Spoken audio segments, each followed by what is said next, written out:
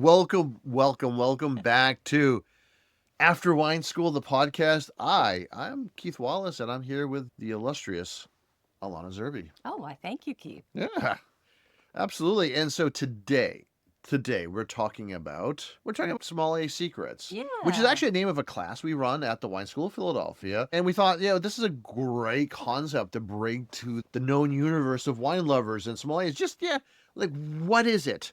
And what we're really trying to do is cut away the snobbery, cut away all the pretentiousness, and just with the meat of what it really, to have those sommelier skills. I love that. Yeah, get away from the puffery. Yes. The things that are just rituals with no meaning. What does a really good sommelier know and do? Exactly. And I hope in this conversation we can also flip the switch so that people, they can figure it, like, how to behave in restaurants and like good techniques and understanding everything, like a lot of those hardcore stuff that everyone really wants to know about either working as a somm, being a somm, having those skill sets, but then also being able to utilize them. We're going to start with the basics and move into a lot about what happens in a restaurant. So thanks for signposting that, Keith. That's excellent. Is that what that's called? Podcastery. Yes, that is. That was great. Oh, wow. Okay. Oh, before we get started, I Yes. should mention our Yes. prior episodes where we talk about label reading, wine myths, wine rules you can break. If Yes. you're interested in more about this topic, go back and listen to those episodes. You will get a lot of great information on, especially buying wine, storing wine. Yeah, they can go back. If they haven't listened to that, they can go listen to that. But that's fantastic. All right. I think to start off with, I'm going to have to call back to, we were at a dinner party recently. Oh, we were. And these were self-styled wine snobs. They were, bragging about how they grew up in wine country and they have all these expensive wines. And yeah, it was nice. And I shouldn't diss them because they did invite us and they opened wines for us, although they did actually have, with smoked salmon with red wine. How dare you mention that? I was not going to give any identifying details. I know, but they got it. If they're listening, we're talking about you. Yeah, you. Because here's the thing you did that was egregious. Is actually, they pulled out, as they're opening the wines, they pulled out one of those granny style wine keys. Yes. The winged ones? Yes. They didn't know how to open a wine bottle. Here's the thing, the first step. If you want to be taken seriously, you have to open a bottle of wine with a waiter's corkscrew. That's it. That's the only way anybody will ever take you seriously. With one caveat. I mean, if you have arthritis, I understand, like using like the rabbit or something else, fine. But everyone else, you have to know how to use a wine key. If you need to use an electric can opener, yeah, then you may use an electric wine opener as well. That's perfectly, we are not ableist here. No. Or maybe you just have like the Righteous Gemstones and have your service monkey actually open everything for you. There you go. Anyways, I love that show. Anyways, okay. So here's how we do this. Let's just get back. It's easy. Like, you have to practice this a few times. And you can even do this on an empty bottle with an old cork and just push it in and try it. But the first thing is with that knife, right? Open the knife, and you just, with your thumb on the opposite side, just swirl the bottle around and cut the foil away, right? That's the first step. I do have a question. Yeah. Because you open your wine bottles. Yes. With such precision. Yes. How do you always get it perfect? How do you get that? Is it just the pressure? Yes. So tight. So like the knife and my thumb are on different sides. So what I do is, because there's that edge, like there's always a lip. Yeah. And I press the knife into that lip so that it's in the crevice of that lip and I turn the bottle. Because I just am skeeved out. I'm skeeved out by a few things. I actually really am grossed out when the wine trickles onto the foil. So that if someone's pouring and it's touching the foil, that grosses me out because I know how, of all the things that are unsanitary in a wine production, that foil is the most unsanitary thing because it's not sanitized at all. That's why I take the foil off. Yeah, I know. You just rip it off like a gangster. I hate the foil. It's funny when I see you doing that. It's like, it's pretty gangster. Yeah. So anyway, that's one way to deal with the foil. But okay, yes, you do this beautiful, precise cut. Thing. And you don't have to be as precise as I am, but just don't hack it up. But then you close the knife, important part, then you open the worm. Now, we've designed our own wine keys at the school. And the ones I designed, the worm is coated with Teflon, so it makes it really easy to use. Other ones have adapted to that as well. But you take the point and you aim it directly into the center of that cork, right? That's going to get you close enough. And then you screw down. You don't have to screw all the way down. You don't want to screw through the cork, but you'll use an estimate of like 3/4 of the way through, right? And then you use the hinged lever, right? It should be a 2-hinge lever, and you get the smaller one and you pull up. It'll be easier than the second hinge and pull all the way up. That's it. It's actually easier to do once you've done it a few times. Just practice and practice a few times. Whether it's you opening different bottles of wine by yourself or like using the empty bottle. That's actually how I used to train bartenders. Dummy bottles. Dummy bottles with dummy corks. Just press it in, push it in yourself, and then open it, try it. Do it 3 or 4 times, you're going to be fine. Well, Yeah. I never travel without a wine school wine key. They are the Yeah. best. They just feel great in your hand. And I have to say, I did help save the day. You did. At this wine party. I made a donation of the wine school wine key. Yeah. I don't think I really appreciate it because I don't think any of them knew how to use it. I don't think so. Yeah, But no. Yeah. Yeah. It's there. They were impressed with their wine selections, though. They were impressed with their wine selections. So you've got that wine open. A little tip that I have Yes. that good somms know is when you're pouring that wine for folks, whoever you're pouring for, they should be able to see the label. Yes. And then give a nice little flick of the wrist when you're Yes. done pouring, and that'll catch that last drop Yeah. so it's not dribbling down the side. And one of the things I always do is if you're in a restaurant, you always want to make sure you pour the person who ordered last. The label should face them because it's theirs to enjoy. Oh, that's a nice touch. Yeah, it is. Well, and something else that you're good at, and I have to say I'm pretty Yeah. good at now too, is precise pouring. Making sure everyone gets an equal amount. Yeah, If yeah. you are not a precise pourer, let somebody else take over Yeah. the duties because it takes some time. Don't rush, be patient, Yeah. and pour everybody equally. Well, actually, you know what I do? This is the best way to deal with that. So I do this with people like when we have our membership events and everyone brings bottles. And the thing I always tell people is underestimate your pour. You'll be thankful. So what I say is if you're pouring for everyone, underestimate your assumption. Like count how many people there are Yeah. and realize that if there's 8 people, do a little calculation. There's only like 22 ounces in that bottle. You can't give everyone a big glass. Underestimate. Smart. Like if you do that, you might hit it right. Very More smart. than likely, the underestimation is still probably too much. But it'll get you close. Yeah, one last thing in your toolkit that in addition to the wine key, Yeah. I know you do keep something else on hand for opening wine. Oh yeah. Okay, so I always have this too. Well, some people call it the ASO, which is like the old brand name for it. It's also called the Butler's Thief, which is Which- perfect. The reason it's called the Butler's Thief is because you can actually open the cork without anyone noticing. So like the idea is that you can pull it out, pour all the good stuff yourself, and then put the cork back in. So what it does is it's 2 prongs, one smaller, one longer, and it goes underneath on the sides of the cork, and then using friction, you twist it up. And it's great for corks that may crumble. So Yeah. older bottles, maybe there's something wrong. Maybe you see like when you take off the foil, like there's like a little stain on the cork. But maybe it's, wine is pushed through, something's gone wrong. That's actually the best thing to use. Okay. It's just harder and it's more of a pain in the ass to use. It is. All right. So we've got the wine open. We've got the wine in the glass. Next thing, I think you're talking about swirling, aren't you? even before swirling. Holding the glass. First off, you don't hold it by the globe, right? You're not our Kardashian just walking around on reality TV. No, that's not you. You're not that person. Also, you don't want to be the wine snob holding it by the base with your pinky out and like swirling around. Look at me, I'm fancy. No. As a sommelier, as a wine professional, the glass, it's a tool and you hold it by the stem because you don't want to heat up the wine. Because the wine is a very specific temperature, which we've covered in the past, and that's what it is. That's all it's for. And you swirl to actually increase your aromatics. And again, it's so funny, we've talked about those things in the past, but check those stuff out. Right? It's a tool. It's a tool. And it's not supposed to be something that you're being fancy or trashy with. It's also just a dead giveaway that you do not know anything. Yeah. Well, something else I'm seeing a lot of somms do Yeah. in restaurants now is pour holding the base Oh, yeah. with their thumb in the punt. And you don't pour wine that way. No, they're just being punts. I think that's what we have to call them now.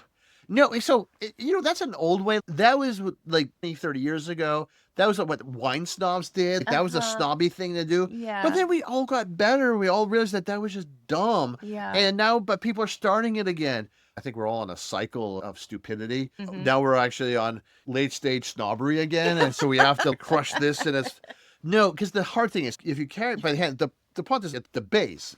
And it means you have far less control over the weight. You have to be pretty strong, have to have upper body strength to hold that so well that as the distribution of fluid is moving downwards, that you don't actually drop by an inch and break that glass. Like I don't do it because I'm not gonna be thinking and I'm gonna be talking. I'm gonna Mhm. like go too low and break that glass. And it's also just hard to get the right pour that way Mhm. as well. Like all in all, I think it's just a bad idea.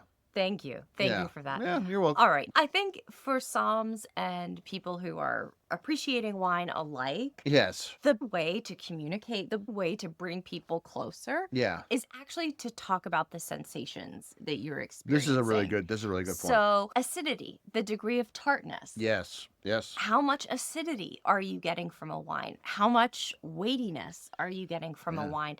And then something that other cultures talk about in their food so much more than we do Yeah. is texture. Yes. So if you're somebody who you want to say something but you don't know what to say, describe how it Yes. feels. I think that is much more helpful and brings people closer. It really does. And Yeah. bitterness, like the Bitterness, tannins. yes, yes, All these, absolutely. and these are all okay. And the thing is, all these correspond to experiences you have with your gustatory system, right? Yes. With your taste buds and your nerve endings in your mouth. Everyone knows when something's tart, when something's not tart, when something's bitter, when it's not bitter, whether it's heavy or not heavy. Like you can recognize these things and talk about them, and they're easy. And if you are talking about fruit flavors, here's the thing: unless you're trained, like unless you're, and when we train people, I mean, we use sensory, very like custom designed sensory kits for everybody. We use very specific wines. We have very specific ways to show people that all these major differences because we have three different systems we're using. Your gustatory, but olfaction, which is really about 80% of all like words you can use, and sensory information is coming from your olfactory, but also our nerve endings in our mouth. Like we have all these three systems at play, and then you have all the layers of like whether it's primary from the fruit, whether it's through winemaking, whether it's age. Like there's all these layers of possibility where these flavors are coming from. Mm-hmm. You have no idea, and some of them are like varietal fingerprints. Some are just your basic fruit flavors. The average person, even if you're no wine, like you're going to notice two or three at most. Mm-hmm. And you're not going to know where they come from, but you'll actually probably, if you like, are going through a Somm program, by the end, maybe five or 6. Mm-hmm. Like that's really good. Mm-hmm. If you have that, and maybe simply just say, oh, it tastes like red fruit or dark fruit. You don't have to be precise. Exactly. Don't be precise if you don't know. And that's really, really important because you do have to have training. Yeah. And you can always tell when someone's just talking smack, because especially if you know that they're just repeating things they've heard.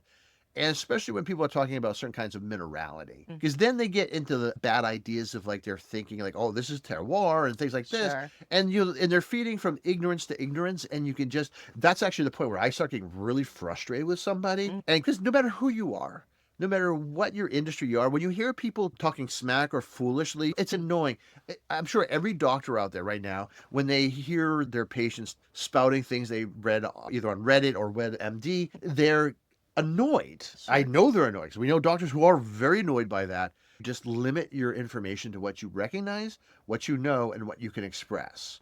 And the thing is that if you're authentic about it, then you're going to learn more, and you're not always feeling like you're a fake. You're not a fraud. That imposter syndrome goes away if you taste a Pinot Grigio and you just say it tastes like lemon lime soda. Like that's okay to say that Absolutely. because that's your reference point, and you can build on top of that with more information, authentic information. You'll pull good wine people toward you Oh, instead yes. of repel. So some Yeah. things that people Yes. that will attract the wrong type of wine person to Oh, you. yeah. Constant name dropping. Oh, Big, the big, famous, expensive wines they've had. yeah. No, when it comes to wine, that is very much because bragging doesn't make you smart, though it really doesn't. And what I always tell people, wine is like anything else in the world. Think about if people were talking like you in your own industry, you would find it repellent. Yeah. And so you are going to push away the people who truly know things. And the only people who kind of come towards you are the people who also don't know anything. And you're just going to feed your delusions with each other. And you end up spending a lot of money and having a very unfun time. So, as promised, let's talk about what goes on in restaurants, and then we have a lightning round to All do. right. Yeah, well, you know what I'd like to talk about specifically is actually how a restaurant wine list is actually built. Beautiful. This is the core part of really what a sommelier's job is, and everyone should understand, it's the fundamentals. Because the first and foremost, a wine list, your wines are going to be priced at like 300, 400, even more than that percent increase. Everyone sees that and thinks that's a bad thing. It's actually not, because the markups for your beer, your food, your cocktails, they're all actually a higher increase. Why? Because your food costs and your wine costs and your beverage costs are really a very small part of what the cost of running a restaurant. So the job of a wine list is actually to help fund the restaurant. In fact, how we talk about it is how much that wine list has to contribute per seat in that restaurant. All right, so when you think about that, and now you have all kinds of people coming in who want to spend different amounts of money on wine. So you have people who do want to spend a little bit amount of wine, and those are people who, maybe they just want a $30 or $20 Pinot Grigio. But then you have people at the very opposite end who are like the whales, who are there to express their privilege and their elitism. And you have to have wines for them too. Whether that's a $300 bottle of Cabernet or a $10,000 bottle of Bordeaux, whatever it may be, you have the high and the low. And now, the truth is that at the lower end, that lower third, that's where your highest markups are. That's where your box wine is going to be $20 or $30 a bottle. They have to contribute more percentage-wise. But then at the very highest end, you have very low markups because the dollar figures they're contributing to the restaurant are larger numbers. So yeah, if you want the best value for your money, spend $1,000 on a bottle instead of spending 30. Right, But right. that math doesn't math. If you're not in the market for spending that amount of money, it makes no sense to spend that amount of money. Instead, it's in the center where your markups are not as high as the bottom, but where you have reasonable price points, where you're spending maybe $50, maybe $100, depends. And how I always figure out where the middle is. I figure out what's the bottom price, what's the top price, and then I have your average or median right there. I figure out, okay, what's the middle of this wine list? That's where sommeliers can experiment, where they have wines that they love, things that they appreciate, where they can bring in lesser known things. Because one of the great things about a wine list is that you shouldn't know what those wines cost. Like if they had Kendall Jackson on the list, that's a bad list because everyone knows what Kendall Jackson Chardonnay should cost. These should all be rather obscure wines, for the very reason that you don't know exactly what the markup is. But in the middle is really the greatest place. That's the juicy center right there. So like whether it's a biodynamic Grenache from Paso Robles or whatever it may be, there's going to be passion there because it's also in the price point that the sommelier actually can afford himself, herself outside of the restaurant. So that's actually where that's the sweet spot. That's how they're built too. That's how they should be built and typically are. And that's actually, so that's where you go. That's where you always go. That's excellent advice. So, you are the patron in your seat looking at this wine list. Yes. What are some good things to ask? There's two things I always like to do with a good somm. Now, if it's the somm who's at the table, sometimes it's just the waiter, but if it's the real somm, if there's a real somm working the floor, like, yeah, ask him what's drinking well, but also you want to really guide them into the price point you're looking at. So you find something and you point at the price on the wine list, like something around here, because no one else at that restaurant in your bar can see that you're just pointing at the price. Right. So so that the sommelier can guide you to what they think is really great right at that moment. That's fantastic. What is drinking well right now? Love it. And then point to the price. Yeah. Hey, it's perfect. legit. Always, like, you never want to overspend and feel bad about it, especially if you don't end up enjoying it that much. Okay, so part of our training, Yes. our sommelier training, is teaching people what are actual flaws in wine. Now, yes. we've all experienced either working on the floor or maybe somebody in our dinner party sending back a wine Oh, saying it was flawed when maybe they just didn't like it or it was too earthy. What are some actual flaws Yeah. that sommeliers are trained to detect? if the sommelier recommend it, you might be able to do that. But if you picked it, you don't get to like just send it back because you don't like it. Yeah. Because basically what you're saying is like, I'm a moron and I don't know what I'm doing. And, you don't want to be that person. What you really want. So, okay, there are a couple things.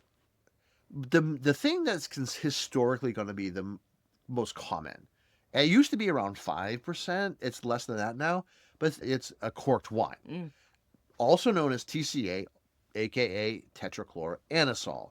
This is a compound that naturally occurs when you have a slightly flawed cork where actually it's usually like a pesticide that's embedded within the cork itself, and the wine reacts and you get TCA.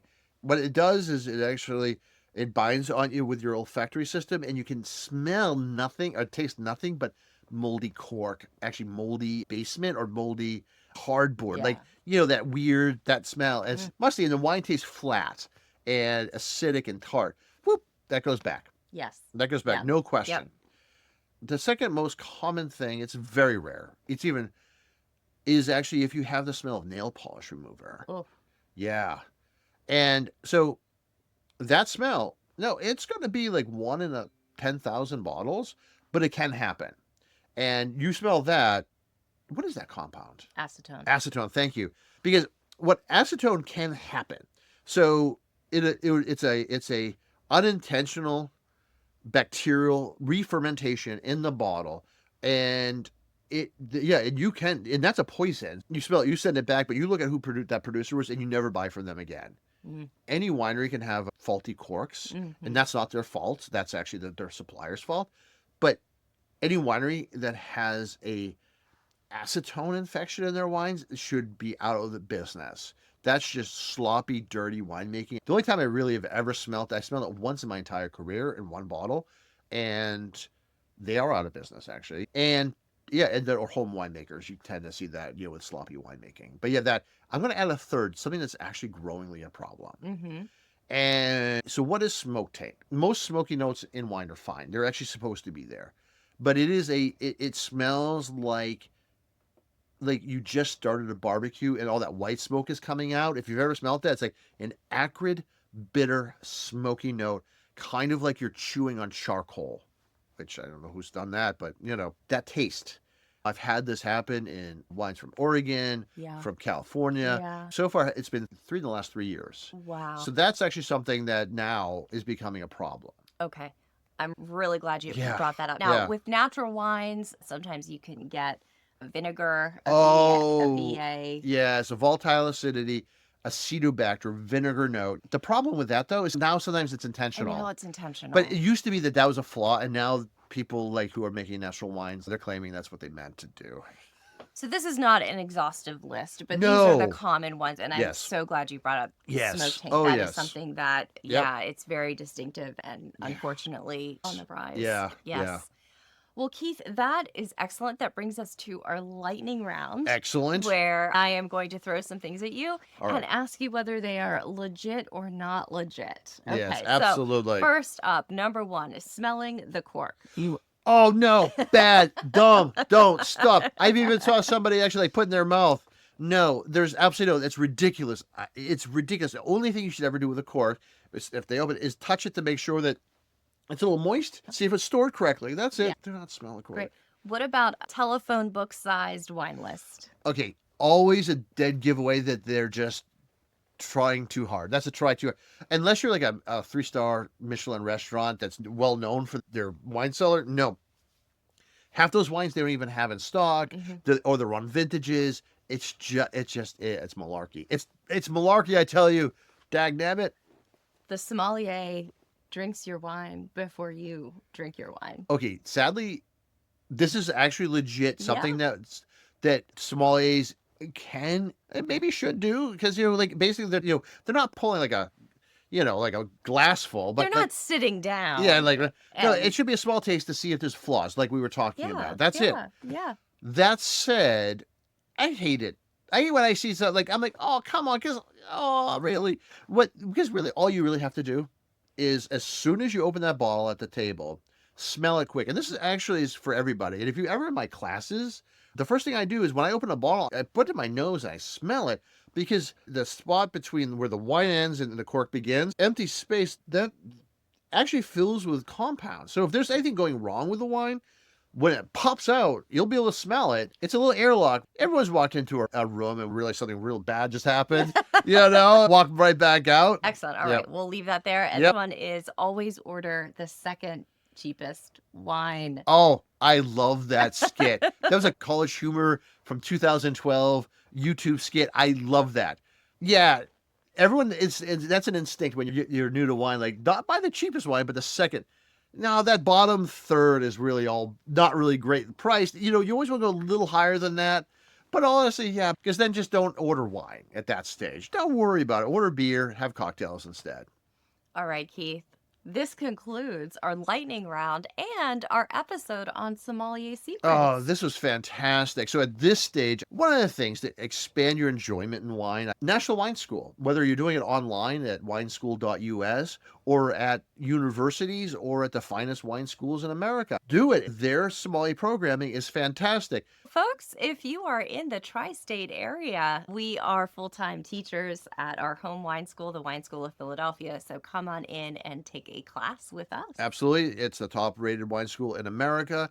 Some sell it months in advance, but we love come. It's enjoyable. We still teach. Like, it doesn't matter. Like, we teach a lot of the classes. And if I'm not teaching, I'm going to check you in anyways. So just say, hey. Wonderful. Folks, if you enjoyed this, we enjoyed making this for you. Please rate, review, and subscribe. And until next time, cheers. Cheers, folks.